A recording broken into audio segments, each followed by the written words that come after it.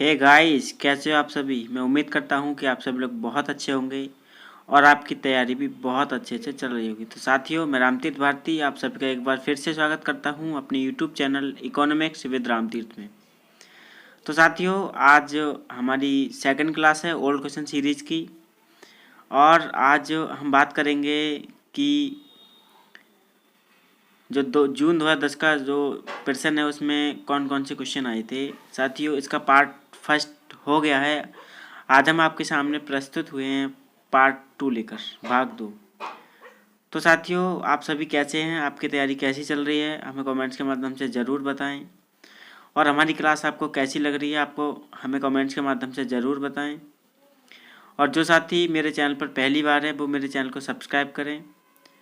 तो साथियों, करते हैं क्लास की शुरुआत। साथियों, क्वेश्चन नंबर 1, यदि C बराबर लोगों के पास करेंसी, DD बराबर मांग जमा, TD बराबर सर्वाधिक जमा और R वाणिज्यिक बैंकों के पास नकदी शेष है, तो उच्च स्तरीय मुद्रा, साथियों उच्च स्तरीय मुद्रा को हम हार्ड मुद्रा भी बोलते हैं, की व्याख्या इस प्रकार से की जाती है। साथियों, option 1 C plus DD, option 2 C plus R, option 3 C plus TD, option 4 है C plus DD plus TD। तो साथियों, जो हार्ड मुद्रा की परिभाषा होती है, कह सकते हैं हम, जो इसको डिनोट करती है वह C प्लस R करती है, C प्लस R करती है। और इसके अकॉर्डिंग जो हमारा क्वेश्चन नंबर जो ऑप्शन सही होगा वो होगा C प्लस R। साथियों, देखते हैं कैसे होगा। उच्च स्तरीय मुद्रा वह राशि है जो कॉमर्शियल बैंकों के पास आरक्षितियों तथा जनता के पास करेंसी के रूप में विद्यमान है। उच्च स्तरीय मुद्रा बैंक जमा के विस्तार और मुद्रापूर्ति के निर्माण का आधार है। साथियों, H बराबर C plus RR plus ER होता है, जहाँ C बराबर करेंसी होती है, RR बराबर आवश्यक रिजर्व होता है और E बराबर अतिरिक्त रिजर्व होता है। तो साथियों, आई होप आप ये क्वेश्चन समझ चुके होंगे। चलते हैं दूसरे क्वेश्चन की तरफ। ये अवधारणा कि मौद्रिक मजदूरी स्फीति और बेरोजगारी के बीच विपरीत संबंध है, मूलतः किसने प्रतिपादित किया या किसने प्रतिपादित की।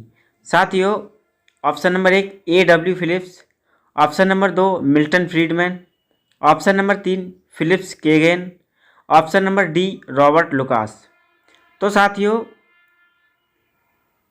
मौद्रिक मजदूरी स्फीति और बेरोजगारी, इन दोनों के बीच विपरीत संबंध पाया जाता है।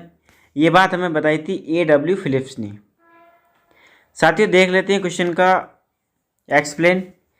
ये अवधारणा कि मौद्रिक मजदूरी स्फीति और बेरोजगारी के बीच विपरीत संबंध है, मूलतः W. फिलिप्स ने 1958 में प्रतिपादित किया। मूल रूप में फिलिप्स वक्र द्वारा केवल मौद्रिक मजदूरी तथा बेरोजगारी के बीच संबंध व्यक्त किया गया था, परंतु बाद में इसका प्रयोग मुद्रास्फीति तथा बेरोजगारी के बीच संबंध दिखाने के लिए किया जाने लगा। तो साथियों, आई होप ये क्वेश्चन आपके समझ आ गया होगा। चलते हैं नेक्स्ट क्वेश्चन की तरफ। क्वेश्चन नंबर 3, गुणक पारस्परिक क्रिया पर आधारित व्यापार चक्रों से संबंधित किसका सिद्धांत निरोधित व्यापार चक्र उत्पन्न करता है। तो साथियों, निरोधित व्यापार चक्र जो उत्पन्न करता है, देख लेते हैं। Option number 1 Hicks, option number 2 कॉल्डर, option number 3 Samuelson, option number 4 बोमोल। तो साथियों, इसका जो सही आंसर है ऑप्शन नंबर 1 हिक्स है। देख लेते हैं।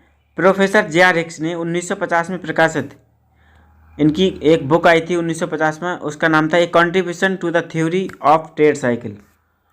में ये प्रतिपादित किया कि व्यापार चक्र गुणक तथा तर्क की अंतःक्रिया का परिणाम है। साथियों, इनकी एक बुक आई थी हिक्स की 1950 में। इस बुक में इन्होंने बताया था कि व्यापार चक्र जो होते हैं वो गुणक तथा तर्क की अंतःक्रिया का परिणाम है, यानी उनका जो भी रिजल्ट आता है या उनमें जो चेंज आता है वो किसके कारण आता है, गुणक और तर्क के कारण आता है। इसका व्यापार चक्र मॉडल कीन्सियन गुणक विश्लेषण, J.V. क्लार्क के तर्क विश्लेषण तथा हैरोल्ड के आर्थिक समृद्धि विश्लेषण तीनों पर आधारित है। साथियों इनका जो विश्लेषण है वो कीन्सीय गुणक विश्लेषण, जेवी से क्लार्क के तर्क विश्लेषण तथा हैरोल्ड के आर्थिक समृद्धि विश्लेषण तीनों पर आधारित है। इसके अनुसार जिस प्रकार मांग एवं पूर्ति सिद्धांत मूल सिद्धांत के दो पहलू हैं, उसी प्रकार तर्क उच्चावचन के सिद्धांत के दो पहलू हैं। तो साथियों चलते हैं नेक्स्ट क्वेश्चन की तरफ। क्वेश्चन नंबर 4 देखते हैं। निम्नलिखित कथनों में से कौन सा गलत है? निम्नलिखित कथनों में से कौन सा गलत है? नंबर 1 देख लेते हैं। जब निवेश की ब्याज लोच निम्न होती है, कहने का तात्पर्य निवेश बचत वक्र अति प्रवण होता है तो मौद्रिक नीति तुलनात्मक रूप से प्रभावहीन होती है। ऑप्शन नंबर बी देख लेते हैं। जब मुद्रा के लिए मांग की ब्याज लोच अधिक होती है, जब मुद्रा के लिए मांग की ब्याज लोच अधिक होती है यानी एलएम वक्र सपाट होता है तो मौद्रिक नीति तुलनात्मक रूप से प्रभावहीन होती है। ऑप्शन नंबर 3 देखते हैं। जब मुद्रा के लिए मांग की निवेश लोच निम्न होती है, कहने का तात्पर्य एलएम वक्र अति प्रवण होता है तो राजकोषीय नीति तुलनात्मक रूप से प्रभावहीन होती है। ऑप्शन नंबर 4 देखते हैं।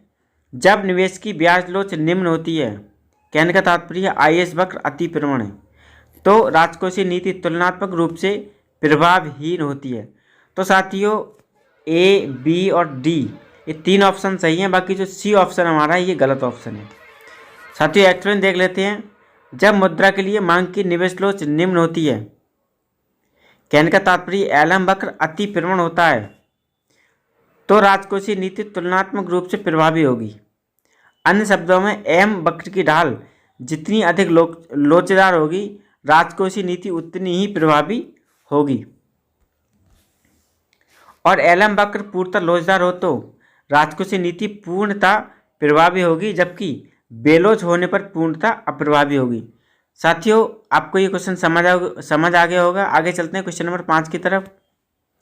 खुली अर्थव्यवस्था में हस्तांतरण कीमत निर्धारण, इसको हम बोलते हैं ट्रांसफर प्राइसिंग, को निम्न के द्वारा व्यवहार में लाया जाता है। नंबर 1 म्यूचुअल फंड, नंबर 2 संस्थागत निवेशकर्ता, नंबर 3 बहुराष्ट्रीय निगम, नंबर 4 निजी बैंक। तो साथियों खुली अर्थव्यवस्था में हस्तांतरण कीमत निर्धारण को संस्थागत निवेशकर्ता द्वारा व्यवहार में लाया जाता है। ऑप्शन नंबर 2 सही है। साथियों आगे देखते हैं क्वेश्चन नंबर 6। समृद्धि की वांछित दर का हैरोल्ड मॉडल समीकरण निम्न के द्वारा निरूपित होता है। साथियों ऑप्शन नंबर 1 है एस बाई, ये साथियों एस बाई अपॉन 1/k ये है। और ऑप्शन नंबर जो हमारा दूसरा है वो है S upon by. Option number तीसरा जो है हमारा वो है 1/k।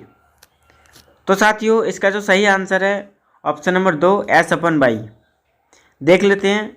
हैरोल्ड मॉडल में समृद्धि की वांछित दर अभीष्ट वृद्धि दर यानी कि गारंटीड ग्रोथ रेट है, जो किसी अर्थव्यवस्था की आय की पूर्ण क्षमता की वृद्धि दर है। इस स्तर पर मांग इतनी ऊंची होती है कि उत्पादक जितना उत्पादन करता है बिक जाता है। इसे उद्यमीय संतुलन भी कहा जाता है। साथियों क्वेश्चन नंबर अगला देखते हैं। Question number 7। HDI सूचकांक सर्वप्रथम किसने विकसित किया था? साथियों HDI की जो फुल फॉर्म होती है वह होती है ह्यूमन डेवलपमेंट इंडेक्स। तो साथियों number 1 UNDP, number 2 IME, number 3 UNICEF, number 3 अनटार्ड। तो साथियों इसका जो सही आंसर है नंबर 1 UNDP।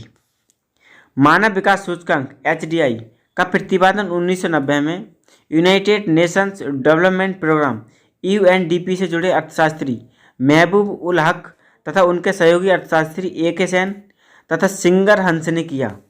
HDI 3 चरणों पर आधारित है। नंबर 1 जन्म के समय जीवन प्रत्याशा, नंबर 3 ज्ञान या शैक्षिक उपलब्धि, नंबर 3 है साथियों जीवन निर्वाह का स्तर। साथियों ये नंबर 2 होगा, आप सही कर लें। आगे क्वेश्चन देखते हैं हम। Question number 8। निम्नांकित में से कौन सा राजकोषीय नीति का उपकरण नहीं है? साथियों सार्वजनिक आय, सार्वजनिक व्यय, सार्वजनिक ऋण।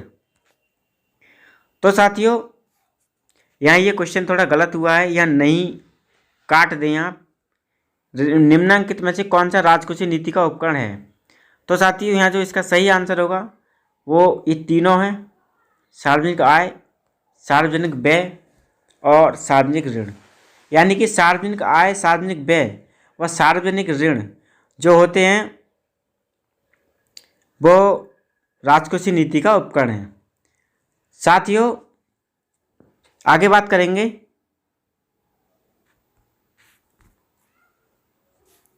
चलते हैं अगले क्वेश्चन की तरफ। क्वेश्चन नंबर 9, विश्व व्यापार संगठन का डायरेक्टर जनरल कौन है? तो साथियों विश्व व्यापार संगठन जो है इसका डायरेक्टर जनरल जो है इस समय एनगोजी ओकोंजो-इविएला हैं। साथियों इसके 4 ऑप्शन दिए हैं हमें, Alan Greenspan, Lamy Pascal, William Diamond. लेकिन हमारा जो सही आंसर है वो ये है ऑप्शन नंबर 4, एनगोजी ओकोंजो-इविएला। साथियों विश्व व्यापार जो है इसको हम बोलते हैं WTO। साथियों WTO यानी कि वर्ल्ड ट्रेड ऑर्गेनाइजेशन। साथियों WTO क्या करता है? ये अंतर्राष्ट्रीय व्यापार को देखता है और इसकी जो शुरुआत हुई थी, इसकी जो स्थापना हुई थी वह 1 जनवरी 2015 को हुई थी। साथियों कल मैं आपके लिए WTO की एक एक्सप्लेन क्लास लाऊंगा जिसमें WTO कहाँ से आया, इसकी स्थापना कैसे हुई और यह अस्तित्व में कैसे आया, वो सब चीज़ें मैं आपको बताऊंगा। फिलहाल आज हमारी क्लास में जो है 9 क्वेश्चन है, कल क्वेश्चन की संख्या बढ़ जाएगी, 15 क्वेश्चन तक कल लेकर आऊँगा मैं। और WTO को आपको एक बार जो है रिवाइज करा दूंगा पूरी तरह से कि अभी जैसे इसमें पहले क्वेश्चन जो पूछा गया है वो यहीं से आता है। कभी DG पूछ लेता है इसका, डायरेक्टर जनरल, कभी स्थापना पूछ लेता है। तो आप ये तीनों चीज़ें याद रखें, मैंने बता दी हैं। इसकी फुल फॉर्म, इसका स्थापना वर्ष और वर्तमान इसके DG। तो साथियों आज की क्लास आपको कैसी लगी हमें कमेंट्स के माध्यम से ज़रूर बताएं। और जो साथी मेरे चैनल पर पहली बार है वो मेरे चैनल को सब्सक्राइब करें। और साथियों अगर कोई भी क्वेश्चन आपके लिए किसी भी क्वेश्चन में डाउट है तो आप कमेंट्स के माध्यम से पूछ सकते हैं। तो साथियों कल मिलते हैं एक नई क्लास के साथ। जय हिंद, जय भारत।